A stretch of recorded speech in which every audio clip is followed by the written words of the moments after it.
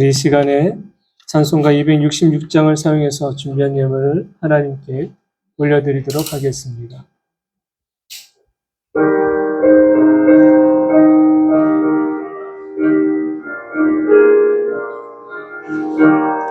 주의 피로 이룬 샘물 참 예건할도다. 구원하는 그 신능력 다 찬송할지라. 찬송하세 주의 보혈 그 샘에 지금 나아가 죄의 깊이 빠진 이몸 그 피로 씻어 맑히네. 죄악 세상 이김으로 거룩한 길 가는 나의 마음 성전 삼고 주께서 계시네. 찬송하세 주의 보혈 그 샘에 지금 나아가 죄의 깊이 빠진 이몸 그 피로 씻어 맑히네. 주 예수를 깊이 아는 놀라운 그 은혜 하늘나라 즐거움이 매일 새롭도다. 찬송하세 주의 보혈 그 샘에 지금 나아가 죄의 깊이 빠진 이몸 그 피로 씻어 맑히네. 기도하겠습니다. 여호와께서 이르시되 내가 진실로 너를 강하게 할 것이요 너에게 복을 받게 할 것이며 내가 진실로 내 원수로 재앙과 환난의 때에 내게 간구하게 하리라. 하나님 감사합니다. 하나님의 약속이 선명하며 그 약속을 이루실 것을 우리는 믿습니다. 하나님의 백성들을 위해 하나님이 언약하신 축복의 은혜가 임하게 하시고 치료자 되시는 하나님의 은총의 손길이 그들의 삶의 곳곳에 임하여 나음과 회복의 은혜를 얻게 하여 주옵소서. 오늘 이 시간에도 주의 전에 나올 때 정성어린 마음으로 예물을 올려드립니다. 드려지는 손길과 그 마음을 하나님 받으시고 하늘과 땅의 것으로 풍성하도록 열매를 맺음의 은총을 더하여 주옵소서. 바라는 소망이 있고 기도의 제목이 있습니다. 그것이 단지 육체적인 정욕을 위한 것으로 구하지 않게 하시고 하나님의 나라와 영광을 먼저 구할 수 있는 기도와 간구가 되게 하여 주옵소서. 뿌린 곳에 심은 곳에 하나님 열매를 맺게 하여 주시되 언약하신 대로 100배, 60배, 30배의 열매가 맺어지는 것을 경험하도록 축복하여 주옵소서. 마음으로 올려드린 것 받으시고 또한 그 삶 가운데 주신 은총으로 살아갈 수 있는 아름다운 성도들 모두가 되게 하여 주옵소서. 감사드리며 은혜 사랑이 많으신 예수님의 이름으로 축복하며 기도합니다. 아멘. 이제 함께 말씀을 나누고자 합니다. 우리가 함께 나눈 말씀 사도행전 16장 19절로 25절까지의 말씀입니다.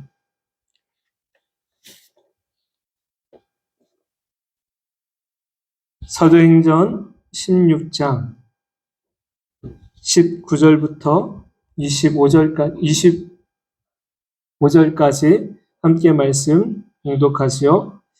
요종의 주인들은 자기 수익에 소망이 끊어진 것을 보고 바울과 실라를 붙잡아 장터로 관리들에게 끌려갔더니 상관들 앞에 데리고 가서 말하되 이 사람들이 유대인인데 우리 성을 심히 요란하게 하여 로마 사람인 우리가 받지도 못하고 행하지도 못할 풍속을 전한다 하거늘 우리가 일제히 일어나 고발하니 상관들이 옷을 찢어 버리고 매로 치러하여 많이 친 후에 옥에 가두고 간수에게 명하여 든든히 지키라 하니 그가 이러한 명령을 받아 그들을 깊은 옥에 가두고 그 발을 착고에 든든히 채웠더니 한밤중에 바울과 실라가 기도하고 하나님을 찬송하며 죄수들이 듣더라.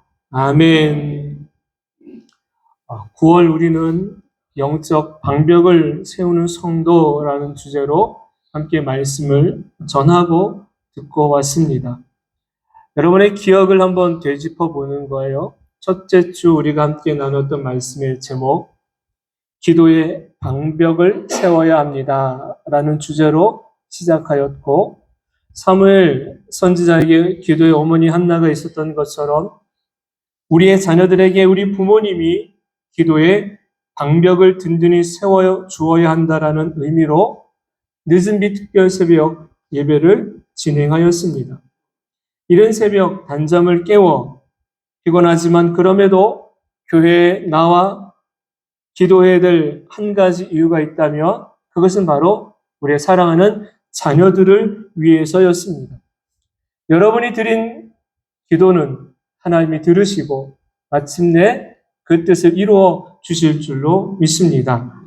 그런데 기도는 어느 특정한 시간에만 하는 것이 아니라 지속적으로 기도해 주어야 하는 거룩한 부담감이 우리들에게 있다라는 사실도 알아야 합니다.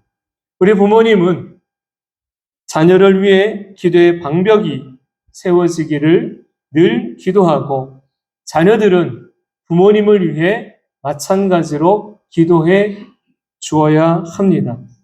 둘째 주 우리는 말씀의 방벽을 세워야 한다라는 주제로 하나님의 전신갑주를 입자라는 말씀을 함께 나누었습니다. 성령의 검, 말씀을 가지고 우리가 살아가야 한다라는 거였지요. 사단은 우는 사자와 같이 늘 언제나 삼킬 자를 찾고 있습니다. 저와 여러분이 시험에 넘어져 좌절과 낙심의 웅덩이에 빠져 상한 심령으로 그대로 주저앉아 있는 이들 되지 말고 말씀을 굳건하게 붙잡아 다시 일어섬을 하나님이 기뻐하심이 있는 그 자리로 나아가야 될 줄로 믿습니다. 사단을 대적하는 것은요, 우리의 지혜와 지식이나 경험과 경력이나 세상의 어떤 것 가지고 행할 수 없습니다. 바로 성령의 검, 말씀의 검이 있어야 하는 것이에요. 그 말씀을 우리는 사모하는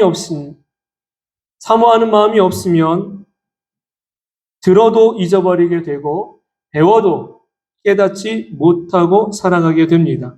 다시 말씀드려 말씀을 사모하는 저와 여러분이 되기를 소망합니다. 내가 사모한 그 말씀은 내 인생의 내 삶의 등불이요 빛이 되어 주실 것입니다. 오늘 그 세 번째 우리는 찬송의 방벽을 세워야 됩니다라는 말씀을 가지고 함께 나눌 것입니다. 말씀을 전하기 전에 지난 한 주간에 제게 들려줬던 하나님의 음성이 두 가지가 있습니다. 첫 번째는요, 고운 가루입니다. 고운 가루. 하나님의 전에 올려질 때에는 물품 중에 여러 물품이 있지요. 그 중에 한 가지가 고운 가루였습니다. 밀을 그대로 드리는 것이 아니라 찧어서, 빻아서, 걸름방에 모든 채로 걸러가지고 고운 가루 된 것만 하나님 앞에 올려드렸다라는 것이에요. 저와 여러분은 하나님께 예배하는 예배자입니다. 예배자는 나를 내어드림이 있고 나를 바치는 겁니다. 그런데 그 바치는 자된 내가 고운 가루같이 찧어지고 빻아지지 않으면, 다시 말씀드려서 내 안에 있는 죄가, 내 안에 있는 욕심이, 내 안에 있는 교만이 하나님의 은혜 안에서 찧어져야 되고 빻아져서 고운 가루가 되어질 때 비로소 하나님은 받으신다라는 사실이에요. 내 안에 죄에 본성된 것들이 얼마나 득실득실한지, 그것이 하나님의 은혜 안에서 찧어지기를, 빻아지기를 그렇게 소망하였습니다. 저를 위해서 기도하실 때 부탁합니다. 우리 황미수 목사님, 예전에 사모님이 말씀하셨던 기억하시지요? 뭐라 불렀다고 저에게? 네, 나쁜 의미, 안 좋은 의미의 사케가 아니라 좋은 의미의 사케, 그리고 거룩한 고운 가루가 되는 목회자 되게 여러분이 기도해 주시기를 바랍니다. 두 번째 저에게 주었던 하나님의 음성. 붕어야? 못 들으셨죠? 붕어예요? 붕어예요? 라는 거예요. 붕어예요. 다시 말씀드리면은요, 아내가 저에게 어느 날 이렇게 얘기하는 거예요. 당신 붕어예요? 왜 기억을 못해요? 라는 거예요. 왜 그런 거 아니까 해프닝이 있었어요. 그 전날에 제가 아내에게 이렇게 할게, 저렇게 할게라고 확언을 했어요. 약속을 했어요. 그런데 채 24시간이 되기도 전에 홀딱 잊어버리는 거예요. 그러니 그런 저를 보고 뭐라 그러겠어요? 예. 여러분이 남편에게 하는 말 있지 않아요? 붕어예요? 그보다 더 심한 말 하시나요? 흔히 우리가 잊어버렸을 때 금방 이거 너무 중요한 거예요. 그런데 그거를 잊어버려요. 홀딱 잊어버려요. 그리고 언제 그랬느냐는 듯이. 그러면 어떤 마음이 들어요? 그 당사자는요. 마음이 불편하죠. 상하죠. 그래서 더 심한 말은 참아 못하고 뭐라 그래요? 한번 써보세요. 붕어예요? 근데 그 말을 듣고 난 다음에 하나님 앞에서 하나님은 나에게 이렇게 또 말씀하지 않으실까? 우리가 하나님께 그런 기도 드리잖아요. 하나님이 이거 들어주시면 네, 이렇게 할게요. 하나님 나에게 이렇게 할게요 라고 약속을 합니다. 그런데 문제가 해결되고 상황이 바뀌어지게 되면 하나님을 향했던 그 마음이 홀딱 없어지는 거예요. 그럴 때 하나님이 나를 바라보시면서 야, 너 붕어냐? 그러지 않으시겠어요? 너 얼마 전에 이렇게 기도하지 않았니? 너 얼마 전에 이렇게 말하지 않았니? 너 얼마 전에 이렇게 하나님 앞에 내 앞에서 그렇게 외치지 않았니? 주일 성수할게요. 전도할게요. 예배 시간 늦지 않을게요. 새벽 예배 잘 드릴게요. 그런데 문제가 지나가면 상황이 뒤바뀌면 딱 잊어버리는 나. 하나님이 뭐라 그러실까요? 네, 붕어냐? 저와 여러분이 붕어가 아니라 하나님의 자녀로서 복된 자의 삶을 살기를 소망합니다. 말씀의 본문의 내용은 이러해요. 사도행전 16장은요. 사도 바울과 실라가 복음 전도 사역을 하다가 한 여인을 만나게 됩니다. 그리고 그 여인을 도와주게 돼요. 이 여인은 사연이 있는 여인입니다. 귀신이 들려 다른 사람들의 길흉 화복을 점쳐주며 주인에게 큰 돈을 벌게 해주는, 다시 말해 이용만 당하는 여인이었던 것입니다. 바울과 실라가 여인 속에 들어와 있는 귀신을 내어 쫓아주고 더 이상 이용당하지 않는 삶을, 불행한 삶을 살지 않도록 자유케 합니다. 그런데 여인을 통해 돈을 벌던 이들이 더 이상 돈을 벌지 못하게 되자 바울과 실라를 요란하게 만드는 사람들이라 모함하여 옥에 가두는 일이 벌어지게 돼요. 바울과 실라는 자신들의 억울함을 하소연하기보다 감옥 안에서 오히려 모든 사람들이 듣도록 하나님을 찬송하고 예수님의 이름으로 기도합니다. 바울과 실라가 찬송하니 놀라운 기적이 펼쳐지는데 손과 발을 묶고 있던 차코가 풀리고 굳게 닫혀있던 옥문이 활짝 열린 것입니다. 언뜻 보면 하나님이 바울과 실라를 끄집어내시기 위한 하나님의 역사, 계획인 것 같아 보이는데 가만히 말씀을 보고 있노라면 하나님은 그 일을 통해서 새로운 만남을 주시고 영혼 구원의 길을 여신다라는 것을 보게 됩니다. 저와 여러분의 인생의 삶에 하나님이 열어주시는 은혜가 있다라는 것을 믿고 가시기를 바랍니다. 우리 좌우 앞뒤에 계신 분에게 이렇게 한번 인사해 보죠. 찬송의 방벽을 세웁시다. 한 번 더요. 붕어되지 맙시다. 오늘 본문의 말씀을 가지고 두 가지 주제를 나누려고 그래요. 첫 번째는요, 감옥에서도 찬송할 수 있는 힘입니다. 감옥에서도 찬송할 수 있는 힘. 본문 말씀 25절을 같이 한번 읽어볼게요. 시작. 한밤중에 바울과 실라가 기도하고 하나님을 찬송하며 죄수들이 듣더라. 아멘. 미국의 철학자 제임스 윌리엄이라는 분이 이런 말을 했습니다. 우리 화면에 보면 나올 텐데요. 한번 읽어볼게요. 시작. 무엇을 바꿈으로써 자신의 인생을 바꿀 수 있다. 여러분, 한 철학자가 이런 결론, 이런 명제를 했는데, 인간이 자신의 이것을 바꿈으로써 자신의 인생을 바꿀 수 있다라고 한 거예요. 그럼 한번 생각해 보세요.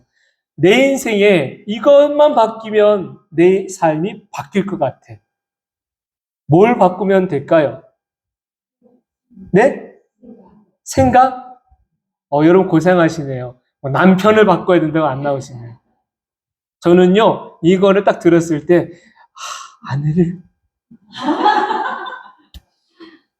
아내는 남편을, 젊은이들은 외모를 바꾸면 내 인생이 바뀌지 않을까? 흔히 생각합니다. 외모를 바꿔야 된다. 아내를 바꿔야 된다. 남편을 바꿔야 된다. 하여튼 뭔가를 바꿔야 된다요. 뭘 바꿔야지? 여러분이 말씀하신 생각을 바꿔야지. 좋아요. 고상하게 말씀하셨으니까. 속에 있는 걸 한번 말씀해 보세요. 뭘 바꾸면 내 삶의 변화가 일어날까요? 내 인생이 바뀔까요? 뭐가 바뀌면은요?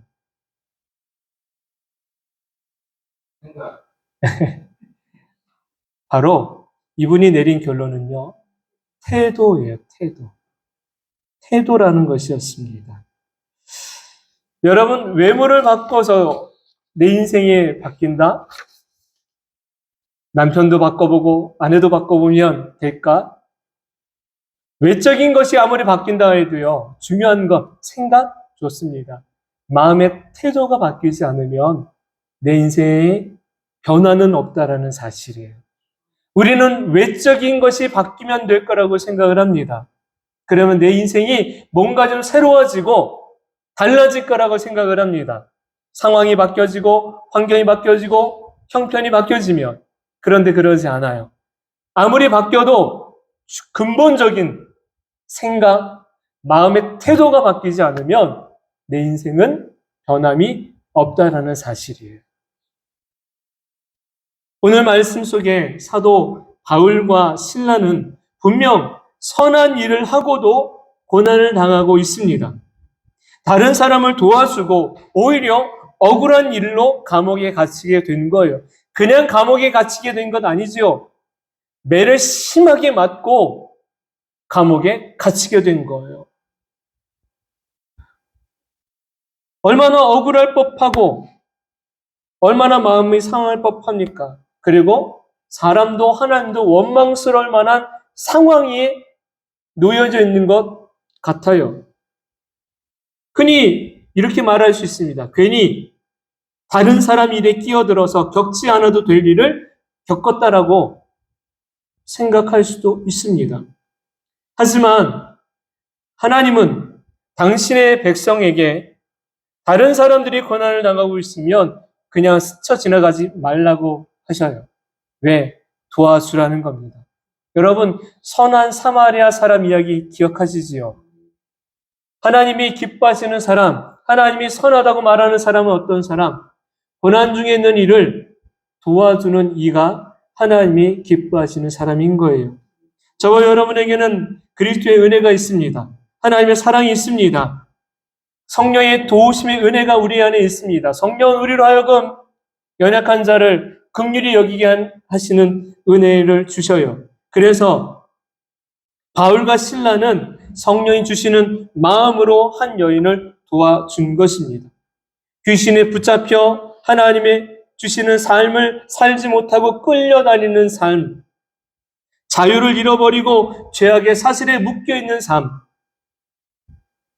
이 삶에서 자유하게 하기 위해 사도 바울과 실라는 여인을 도와준 것입니다.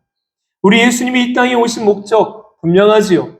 바로 사망의 죄의 사슬에 묶여있는 우리를 자유케 하시기 위하여 이 땅에 예수 그리스도가 오셨고 십자가의 죽으심으로 모든 사망의 쇠사슬은 끊어졌다라는 것입니다. 죄의 사슬은 끊어졌고 자유케 되었는데 그 자유함의 은혜를 얻은 자는 누구냐면 바로 예수를 믿는 자인 것이에요.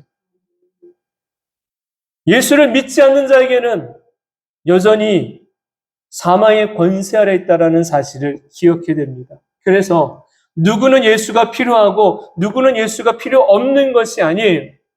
그렇기 때문에 모든 사람들에게는 주가 필요한 것입니다. 저와 여러분이 예수를 알고 만나고 필요함을 고백하는 것처럼 다른 모든 사람들에게도 그 예수님이 필요한 거예요. 그래서 먼저 저와 여러분을 만나주셨고 우리를 통해 예수 그리스도를 전하게 하실 기회를 갖게 하실 줄로 믿습니다. 더 이상 저와 여러분이 다른 이들을 외면하지 말고 사도 바울과 실라가 그 한 여인을 도와주었던 것처럼 저와 여러분이 그런 도움이 되어지는 하나님 사람 되어질 줄로 믿습니다. 내가 누군가를 도와줬는데 내가 도와준 것만큼 좋은 결과가 있으면 좋겠지요. 그런데 그렇지 않을 수도 있습니다. 바라는 것처럼 좋은 결과도 있지만 반대로 억울한 일, 답답한 일을 만날 수도 있어요. 그런데 중요한 것은 뭐냐면 그 안 좋은 환경 속에서도 하나님은 우리를 지켜주신다라는 사실이에요. 말씀의 한 부분이 이렇게 나옵니다. 고린도후서 4장 8절로 10절에 보면 이런 말씀이 기록되어져 있는데 제가 읽어드리죠. 우리가 사방으로 우겨쌈을 당하여도 쌓이지 아니하며 답답한 일을 당하여도 낙심하지 아니하며 박해를 받아도 버림받지 아니하며 거꾸로 튀림을 당하여도 망하지 아니하고 우리가 항상 예수의 죽음을 몸에 짊어짐은 예수의 생명이 또한 우리 몸에 나타나게 하려 함이라. 아멘. 저와 여러분 넘어질 수 있어요. 깨질 수 있어요. 우겨쌈을 당할 수 있어요. 답답한 일 당할 수 있어요. 낙심할 수 있어요. 그러나 하나님은 그런 우리 모든 인생에서 가장 중요한 것은 건들지 못하게 지켜주신 줄로 믿습니다. 그 건들지 못하는 게 뭐예요? 바로 생명인 거예요. 욥의 고난 속에서도 사단에게 말씀하시지요. 욥의 무엇만큼은 건들지 말아라. 생명만큼은 건들지 마라. 여러분 생명이 있으면 다시 회복의 은혜가 있을 줄로 믿습니다. 저와 여러분에게 하나님은 그 은혜를 주시겠다라는 거예요. 바울과 실라가 감옥에 갇히게 되었을 때 그들의 반응은 이 또한 하나님의 허락하심이기 때문에 불평과 불만이 아니라 오히려 그곳에서 자기가 해야 될 일들을 하고 있는 모습을 보게 됩니다.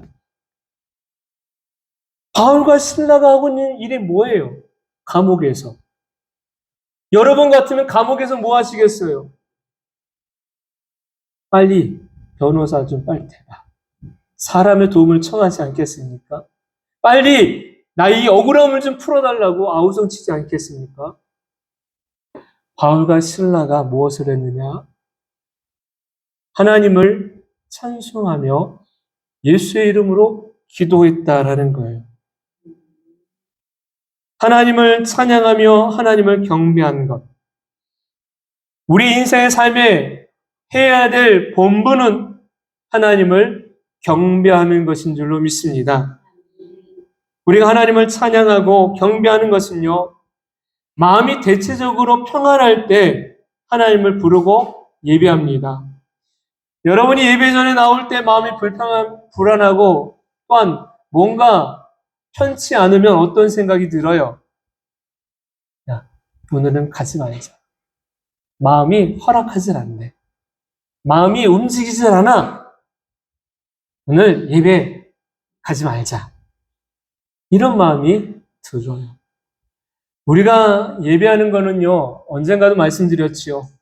우리의 기분에 따라서 예배하는 것 아니라고. 우리의 마음의 상태에 따라서 예배하는 것 아니라고.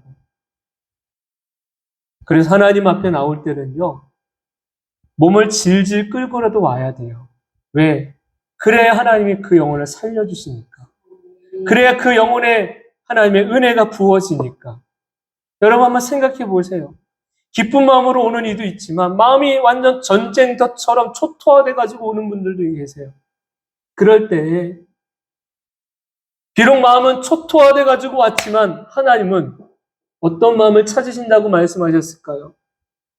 하나님은 상한 심령을 찾으신다라는 거예요. 상한 마음을 하나님이 찾으셔서 그 마음 가운데 하나님의 은혜를 듬뿍 부어주셔서 하나님의 기쁨 있는 사람으로, 하나님의 은혜 받는 사람으로, 하나님의 사랑 가운데 충만하게 적신받은 사람으로 다시 회복하게 하신 줄로 믿습니다. 부모의 심정은 어땠습니까? 건강한 자식이 있고요. 아픈 자식이 있어요. 성공한 자식이 있고요. 망한 자식이 있어요. 그러면 부모의 마음은 누구에게 더 마음이 갈까요? 아픈 자식에게 가고 망한 자식에게 더 가겠지요. 하나님 아버지도 똑같으신 거예요. 여러분의 마음이 어떻습니까?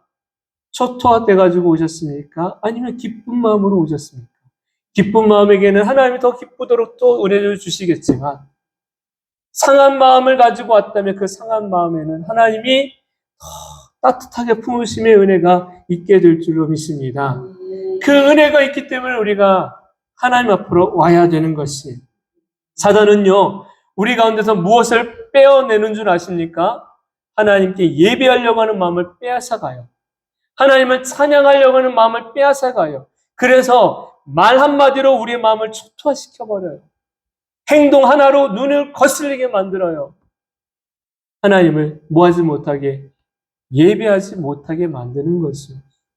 저와 여러분이 그 사단의 노름에 휘둘리지 않게 되기를 바랍니다. 우리는 어떤 사람이에요? 하나님을 예배해야 될 예배자인 거예요. 그래서 어떤 상황이 있든지 예배 드리는 것을 절대 포기하지 마세요. 늦더라도 와야 되고요. 힘들어도 와야 되고요. 정말로 죽을 것 같아도 와야 되는 거예요. 그럴 때 하나님이 살려주시는 거예요. 그 하나님을 믿고 바라보시길 바랍니다. 우리가 어둠의 영이 우리의 삶의 목적을 자꾸만 어그러지게 만들어요. 사단은 찬송 부르지 못하고 말씀 듣지 못하고 깨닫지 못하고 자꾸만 여러분의 몸은 와 있는데 마음과 생각 속으로는 딴 생각이 들게 만드는 것은요. 듣지 못하게 하는 거예요. 왜? 들으면 내 속에서 믿어지고 아멘이 되니까. 사단이 무서워하는 건 그거예요. 한 영혼이 예수님을 믿음으로 구원받는 것입니다. 사단의 목적은 한 영혼이라도 예수님을 벗어나 듣지 못하게 하고 결국은 사망의 동행자로 끌고 가게 하는 것이 사단의 목적입니다. 여러분 어떻게 되길 원하십니까? 생명 있는 길에 서길 원하십니까? 사망의 자리에 있기를 원하십니까? 우리의 자녀들이 어느 자리에 있기를 원하십니까? 생명의 자리입니까? 사망의 자리입니까? 그냥 끌려가도록 내버려 두지 마십시오. 끌려가도록 내버려 두지 말라라는 것입니다. 오히려 끌고 와야 돼요. 그게 살리는 길이고 그게 그 자녀와 영혼을 향한 우리들이 해야 될 역할들이라는 사실이에요. 우리는 사나 죽으나 주님의 것인 줄로 믿습니다. 내가 죽어도 주를 위하여 죽고 주를 위하여 사는 것이 바로 우리들의 인생인 거예요. 사도 바울이 그 고백을 했잖아요. 내가 살아도 주를 위하여, 죽어도 주를 위하여, 내가 사나 죽으나 주의 것이다. 기분에 따라 좌우되지 않는 온전한 예배를 드리는 저와 여러분 되어야 될 줄로 믿습니다. 감옥에 갇힌 바울과 실라가 그 안에서 좌절하거나 하나님을 원망하지 않고 기도와 찬송을 부를 수 있는 힘은 하나님의 은혜를 다른 어떤 것보다 가장 크게 봐왔기 때문에 하나님을 찬송할 수 있었던 것이에요. 바울은 예수님을 만난 이후에 세상에서 당하는 모든 것의 목적이 하나가 되었습니다. 내가 좋은 것을, 내가 싫은 것을, 내가 아픈 것을 어떤 환경에 놓였을지라도 이 모든 것을 통해 바울의 목적은 하나님 영광이었던 거예요.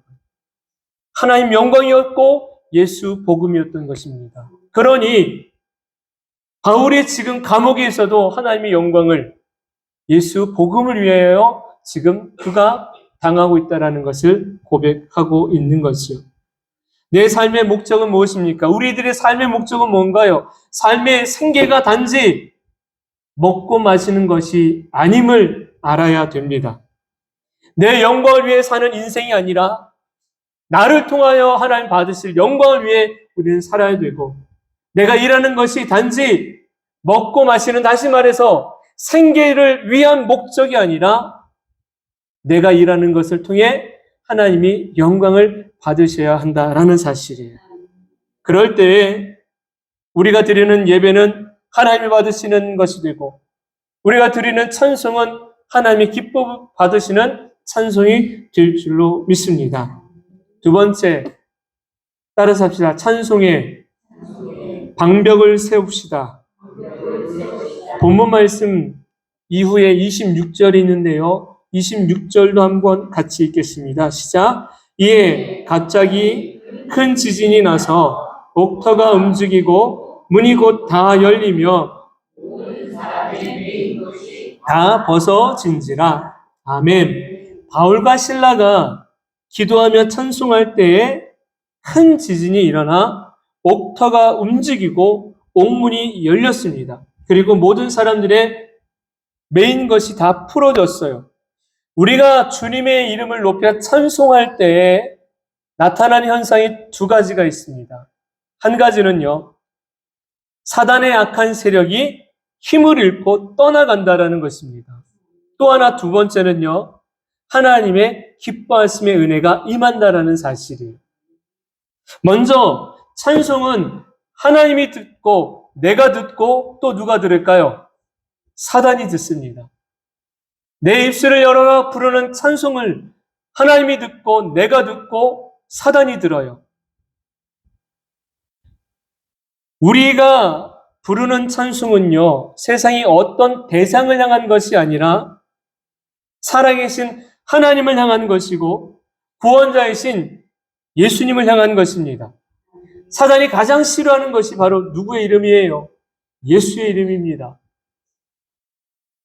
제자들이 전도 여행을 떠날 때에 권능의 이름 예수 이름을 가지고 떠나지요. 그리고 그들이 병든 자를 만나고 귀신 들린 자를 만났을 때에 예수님의 이름을 선포하니까 병든 자는 낫고 귀신 들린 자에게서는 귀신이 떠나갑니다. 사단의 세력이 떠나간 것이에요. 그리고 그들에게는 자유함의 회복의 은혜가 임하게 되지요. 오늘날 저와 여러분이 예배 시간에 부르는 찬송에도 어떤 능력이 있느냐? 사단의 권세가 떠나가는 능력이 있다라는 사실이에요. 찬양 중에 질병은 떠나가게 될 줄로 믿습니다. 찬양 중에 기적은 나타나 우리 인생의 삶에 임하게 될 줄로 믿습니다. 찬양 중에 나에게 주시는 주님의 음성을 내가 듣게 될 줄로 믿습니다. 그렇기 때문에 우리가 드리는 찬양은요, 세상의 어떤 노래하고는 차원이 다른 거예요. 제가 고백을 했잖아요. 제 아팠던 이 어깨가 언제 고침받았다고요? 찬양하며 경배할 때 병고침의 은혜가 일어난 거예요. 여러분, 찬양할 때 손을 들고 찬양하는 분들이 계세요. 사람들을 의식하지 마세요.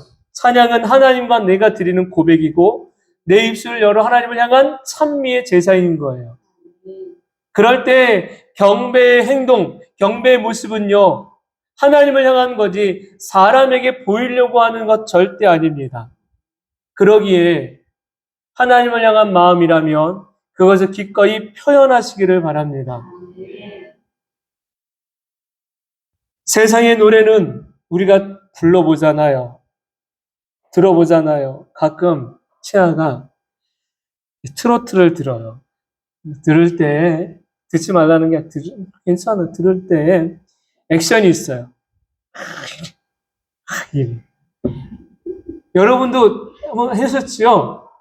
막 이렇게 좀 그 방에 가면 노래방에 가면 가보셨잖아요. 이렇게 딱 틀고 이제 여러분의 18번 딱 누르고 나면 이제 노래만 이렇게 딱 부르지 않죠. 이제 흥에 겨워서 어깨춤을 추면서 허리를 흔들면서 이제 이 액션이 나오기 시작해요. 그런데 끝나고 나면 여러분 마음에 뭐가 남습니까? 야, 이 즐거움이 온종일 남으세요? 아니면 거기를 딱 나옴과 동시에 사라지세요? 그렇게 오래 안 가지요. 세상의 노래는 즐겁게, 잠시 잠깐은 즐겁게 하지만 내 삶을 끝까지 즐겁게 하지는 않아요. 세상의 노래는 뭔가 위로가 되는 것 같아 보이지만 그것이 끝까지 위로가 되지 않아요. 그런데 하나님의 찬양은요. 그 찬양 가운데는요. 내 삶을 변화시키는 능력이 있기 때문에 나로 하여금 기쁘게 하고 나로 하여금 즐겁게 하고 나로 하여금 평안하게 하는 능력의 은혜가 있다라는 것을 기억하시기 바랍니다. 그래서 우리는 찬양의 은혜를, 찬양의 감사를, 찬양의 제사를 하나님께 드릴 수 있어야 하는 것이에요. 성령의 역사가, 어느 분이 그래요. 성령의 역사가 가장 탁월하게 나타나는 시간은 찬양의 시간입니다. 왜 그렇습니까? 왜 그런 말씀을 하셨을까요? 하나님이 우리를 만드신 목적이 무언지를 알고 계시기 때문에. 하나님이 왜 저와 여러분을 만드셨다고 말씀하셨습니까? 찬양을 받기 위해서입니다. 내가 하나님을 찬양할 때 하나님은 기쁘심으로 받으신다라는 거예요. 하나님은 기쁘심으로 받지만 사단은 두려워 떠나가게 됩니다. 그러기에 저와 여러분의 인생을 자꾸만 변화시키려면 하나님을 향한 찬양이 내 삶에 넘쳐나야 되는 거예요. 우리 자녀들에게 세상의 문화가 계속 발달하고 세상의 문화를 젖어들 때에 이 아이들이, 다음 세대 자녀들이 세상의 문화에 휩쓸리지 않으려면 분명히 뭘 가르쳐 줘야 돼요? 하나님을 예배하는 것을 가르쳐 줘야 돼요. 그 예배 가운데 하나님을 찬양하는 것을 알려줘야 돼요. 세상의 노래를 아예 듣지 말라는 거 아니에요. 들어. 그런데 아이들에게 분별할 수 있도록 능력을 심어주려면 하나님을 예배하고 경배하는 그것이 먼저라는 걸 알려줘야 돼요. 그러면 성령은 그 아이들의 안에서 하나님의 찬송을 통해 얼마나 기뻤는지, 얼마나 감격스러운지, 얼마나 그 찬양의 능력이 있는지를 경험하게 되면 세상의 노래를 들으라고 막 등 떠밀어도 안 듣게 돼요. 우리의 삶의 놀라운 변화는 찬송을 통해 하나님의 임재를 경험할 때인 줄로 믿습니다. 사울 왕이 하나님을 떠난 이후에 악신이 그에게 들어오게 돼요. 그로 하여금 굉장히 고통스럽게 만들지요. 그 말씀이 사무엘상 16장에 나오는 거예요. 사무엘상 16장 14절로 23절 말씀 안에 보면 사울 왕에게 악신이 들어와가지고 그러하면 고통스럽고 괴롭게 만들 때에 왕이 명령을 내려요. 나를 위하여 악기를 다루는 이, 노래를 불러줄 이를 찾으라는 거예요. 그 누가 오느냐면 다윗이 등장을 합니다. 다윗이 수금을 타며 노래를 해요. 그러면 한번 생각. 다윗이 수금을 타고 노래를 할 때 세상에 노래를 불렀을까요? 하나님을 찬양하는 찬송을 불렀을까요? 참고로 다윗은 늘 언제나 들에 가 있을 때에도 하나님을 찬양한 사람이에요. 그러면 왕 앞에서도 누구를 찬양하는 노래를 불러요? 하나님을 찬송하는 노래를 불렀겠죠. 그 결과 이렇게 나옵니다. 말씀 가운데 이렇게 나와요. 하나님께서 부르시는 악령이 사울에게 이를 때에 다윗이 수금을 들고 와서 손으로 탄즉 사울이 상쾌하여 낫고 악령이 그에게서 떠나더라. 다윗이 하나님을 찬양하며 노래를 부르니 무엇이 떠나요? 악령이 떠나더라. 여러분의 인생의 삶의 가정의 일터에 자녀에게 있는 어둠의 영을 무엇으로 물리치시겠습니까? 물론 말씀의 검이요. 먼저는 그 다음에는 찬송의 소리가 우리 인생의 삶에 울려 퍼져야 될 줄로 믿습니다. 그럴 때 악령이 떠나간다는 사실이에요. 우리의 사랑하는 자녀들에게 어떤 방벽을 세워줘야 돼요. 기도의 방벽, 말씀의 방벽, 찬양의 방벽을 세울 수 있도록 도와줘야 될 줄로 믿습니다. 찬송 가운데 임하시는 성령의 은혜를 사모하며 믿을 때 내 삶에, 내 자녀의 삶에, 내 연약한 육신에 하나님 주시는 은총과 은혜와 축복과 회복이 풍성하게 나타나짐을 보게 될 줄로 믿습니다. 예배 가운데 부르는 찬송을요, 단순하게 여기지 마십시오. 그냥 아무 의미 없이 그냥 따라가지 마십시오. 하나님을 향한 마음을 담아 한 곡 한 곡 부르시다 보면 그 속에서 하나님의 역사가 우리 안에 임하여짐을 보게 되는 것이에요. 찬송은 우리에게 베푸신 은혜에 대한 감사이며 내 삶의 목적이 하나님을 영화롭게 하는 것에 있다라는 것을 고백하는 예배 행위의 모습입니다. 하나님이 우리를 지으신 목적은 어디 있다고 말씀드렸습니까? 하나님을 찬송하는 데 있는 것이에요. 만약 내가 하나님을 찬송하지 아니하면 하나님은 무엇을 통해 들으시겠다고까지 말씀하셨느냐면 돌들을 들어서 하나님이 찬송을 받으시겠다고 하셨어요. 저와 여러분의 하나님이 주신 이 아름다운 입술로 하나님을 찬송하시기를 바랍니다. 우리 자녀들이 이 땅에서 잘되고 복된 삶을 살아갈 수 있도록 돕는 한 부분은 찬송의 의미, 찬송의 능력을 함께 경험하게 하는 것입니다. 그러할 때에 그 이름이 울려 퍼지는 그 자리가, 예수의 이름이 울려 퍼지는 그곳에 흑암의 영은 떠나가고 주님의 영광이 임하여 지게 될 줄로 믿습니다. 우리가 불러야 될 그 이름, 아무리 불러도 그 이름은 부족함이 없는 이름입니다.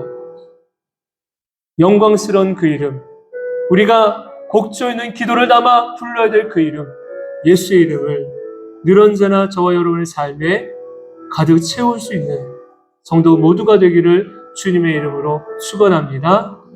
우리 한번 찬송하도록 하시오. 1000번을 불러봐도라는 곡입니다.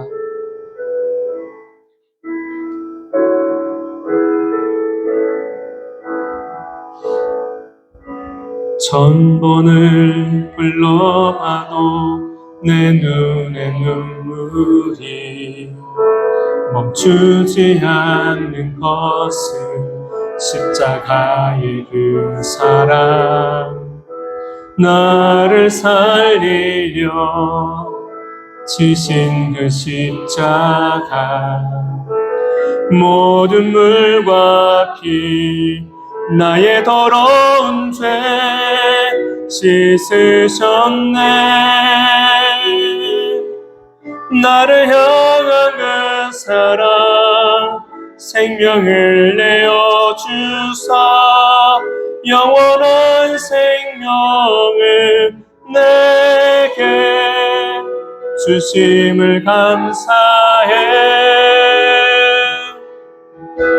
1000번을 불러도 내 눈에는 눈물이 멈추지 않는 것은 십자가의 그 사랑, 나를 살리려 하늘 보좌 보내신 나를 사랑하신 분, 그분이 예수여. 처음부터 한 번 더요.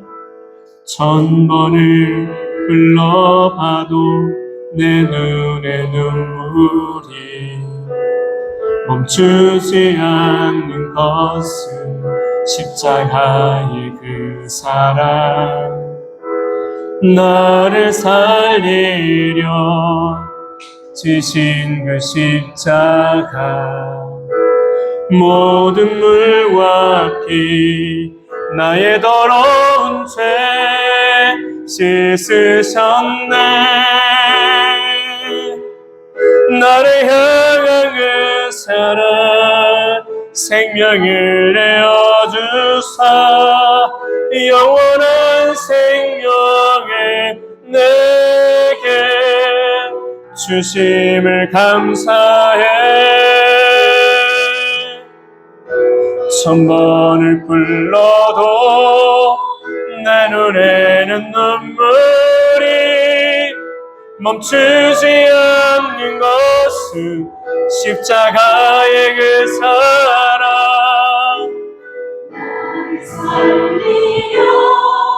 하늘 보자 버리신 나를 사랑하신 분, 그분이에 천번을 불러도